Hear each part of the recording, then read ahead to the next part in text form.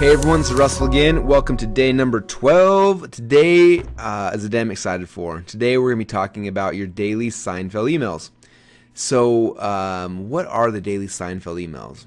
Well, if you look at this, you remember back on day number 8 we talked about your soap opera series. Remember we built out this whole kind of model right here. People keep asking me like, well, Russell, after the soap opera series is over, what do we send out to our list? What emails should be going out next? And the answer is your Seinfeld emails. So some of you guys probably remember this episode of Seinfeld. This is one of my favorite ones where Jerry just got picked up by NBC to do a show called The Jerry Show. And they're trying to figure out like what the show should be about. And they're making up all these different ideas and premises. And then George has a brilliant idea of like, hey, what if we made a show about nothing? He's like, what are you talking about? He's like, well, you know, what if we just, what if, for example, what if a show was us just sitting here in the coffee shop talking? And that'd be an episode. Or when we went to Chinese food and we sat around waiting for Chinese, like that could be an episode. He's like, what's the show about? And like, the show's about nothing. And it was kind of funny because, as you know, the show Seinfeld was about nothing, and it was just kind of this thing of random people talking, and it wasn't really about anything, just the characters, right? And so that's kind of what the daily Seinfeld emails are. They're emails that aren't really about anything, okay? Now, I know right now you're probably really confused, but just stay with me. I'll kind of explain this here in a little bit. Your goal is after somebody's come through here and they've gone through your soap opera sequence, they've built the relationship with the attractive character. Your next goal now is a couple things. Obviously, you've probably got a couple products you're selling, right? You've got your core product line right here, and then you may have a couple other products you're selling up this value ladder, right? We talked about that earlier in the training. And so you're going to be pushing people through this whole value ladder. But if you just start sending them emails random places, it doesn't really make any sense, right? So what we do is we take someone through, we start sending out daily Seinfeld emails. So every day they get an email that is an email about nothing. Okay, and don't worry, I'll show you some examples here in a minute.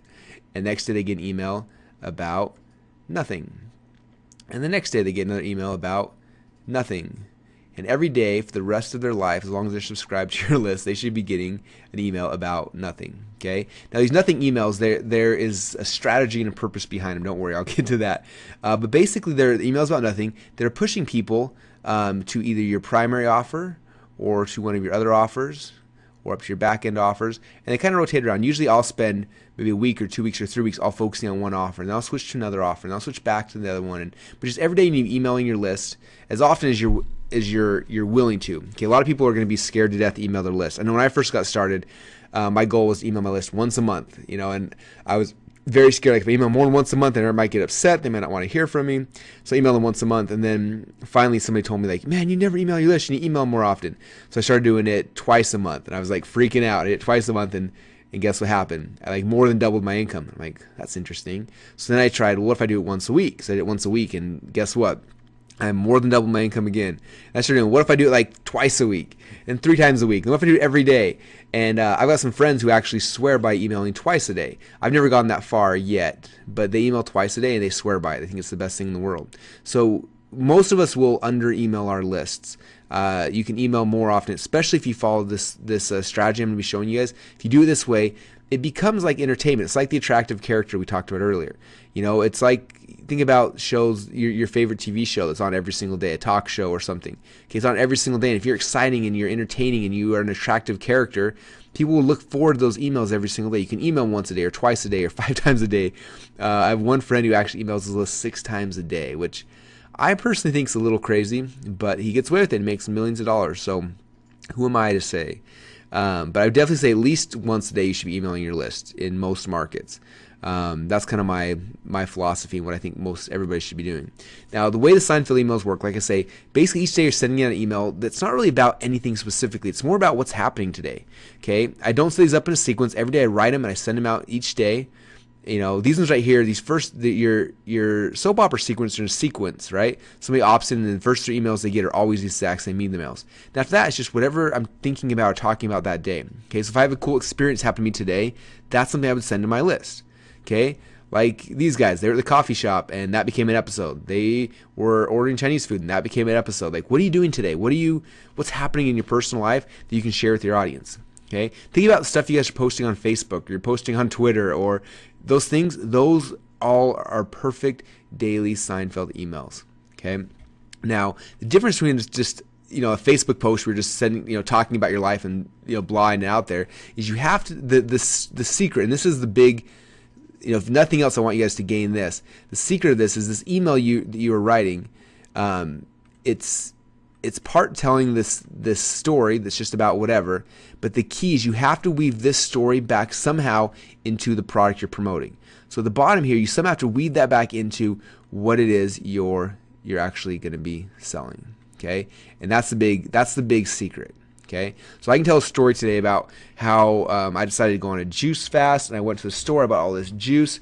In fact, I bought these Suja bottles today. And this is a true story today. I went to the Whole Foods and I bought these Suja bottles, and they're awesome because basically they are blended up fruit juice, or vegetable juice. Like this bottle right now, I'm holding in my hand. It's got 5 apples, a bunch of kale, half a lemon, all jammed in this little bottle. It's like no preservatives, no anything.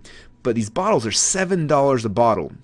So I went and bought 10 of them. Cost me $70, and I came home and I drank like 5 of these today. So I've got like $35 worth of juice in my stomach right now, and that's a lot of money. A lot of people don't have $35 a day for anything, let alone for some random juice like I just bought. But I did because I liked it. And what's cool about the business that I'm in, that I can make money online, that I can afford extra things like this because I'm not worried about my bills and my rent. I'm able to buy Suja juice whenever I want just because I want it. And $7 a bottle may be a lot, but because I have an online business, I'm able to buy it. So if you know something that you want to buy, and you wish you could just buy whatever you want, whenever you want, you need to be making a secondary income, and I recommend you do that by going through my course over here at .com Secrets X. Okay, you see how I did that? I just turned the Suja juice bottle that I'm holding here in my hand into a daily Seinfeld email. Something interesting, it's engaging, kind of tells a story, and somehow relates back to my product. Okay, I can't stress enough, this is the big secret, you guys. It has to relate back to your product. I see some people who I teach the daily Seinfeld emails to, and they start sending out these daily things, and they're like, Russell, I'm not making any money, what's going on? And I read it, they never push people back to the thing they're selling. This is the secret, you guys. It has to push people back to what it is you're selling. If you don't do that, you will not make money. I'm doing like 1,000 colors around it. It has to somehow tie your story back into some way to push them back to your website. Okay, every single day. So every single day, are you selling something? Yes, every single day you're selling something. But you're not doing it in a way that makes people angry. You're telling them a cool story, and then, by the way, you should go check this thing out. Okay? And that's how Daily Seinfeld email works. So when you go into your email autoresponder, you just go to broadcast, you click on broadcast, and boom, you write your little Daily Seinfeld email, you click send, you send it out, and boom, you're done. Next day you come in, write your daily email, click send, and you're done. And this is a process you guys will get good at. You'll start doing it every single day, and you're going to be consistent with it. Okay, it's key. Now, on day number 13, so that's tomorrow, we're going to be talking about your authority website, okay, which is basically your blog. And people always say, what would I post on my blog? This is what you're going to be posting on your blog. You'll log in, you'll send your email out to your list, and then you'll copy this and you'll paste it on your blog. Okay, next day you'll send your daily Seinfeld email, then you copy it and you paste it on your blog. You just follow this process every single day. Okay? Really not that difficult. So hopefully you guys see the power of daily Seinfeld emails. They're really fun. They're really easy. So I'm going to read you guys a couple. Okay? This is one from Dagan, my buddy.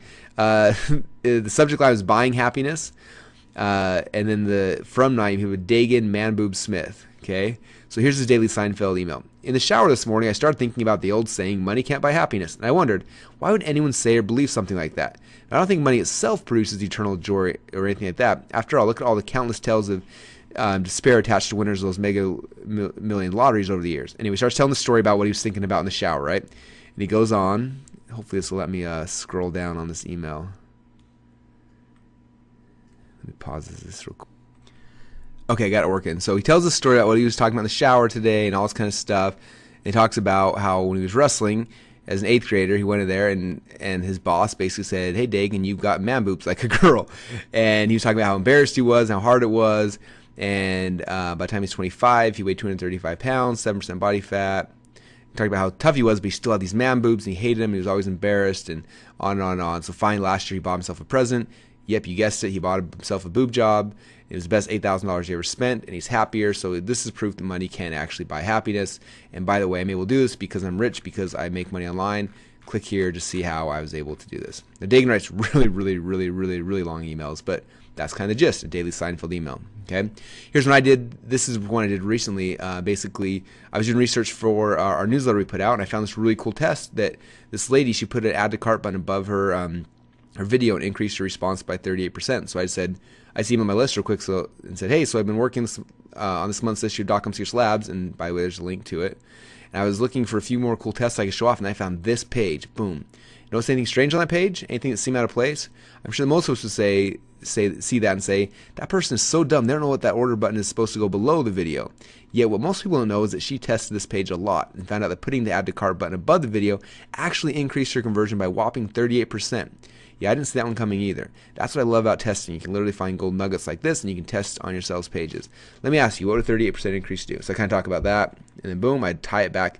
We're about to ship out next month's issue. If you want it for free, go get a trial right here. Boom. Okay, nice having testimonials.